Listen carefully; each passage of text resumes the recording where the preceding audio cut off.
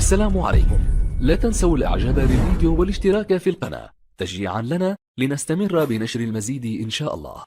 قدم مجلس إدارة النصر برئاسة مسلي آل معمر احتجاجاً رسمياً إلى لجنة الانضباط والأخلاق بالاتحاد السعودي لكرة القدم بعد ديربي الرياض الكبير أمام الفريق الأول لكرة القدم بنادي الهلال.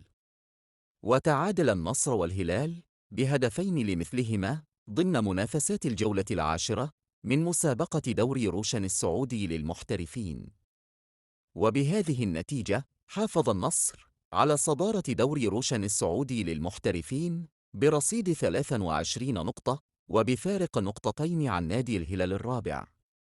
وفي هذا السياق أعلنت صحيفة الرياضية طلب النصر في احتجاجه الحصول على نقاط الديربي كاملة بسبب عدم قانونية مشاركة النجم الدولي محمد كنو مع الهلال.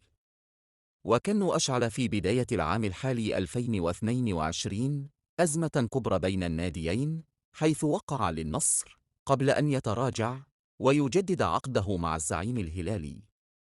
ومن ناحيتها أوقفت غرفة فض المنازعات وبتأييد من مركز التحكيم الرياضي السعودي النجم الدولي ل4 أشهر بسبب هذه الواقعة.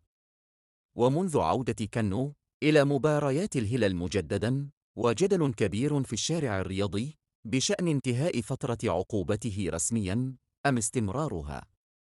وهذا الجدل في الأساس سببه فترات التوقف الدولي، خاصة المتعلقة ببطولة كأس العالم قطر 2022 والتي تداخلت مع إيقاف اللاعب، وهو ما دفع النصر للاحتجاج.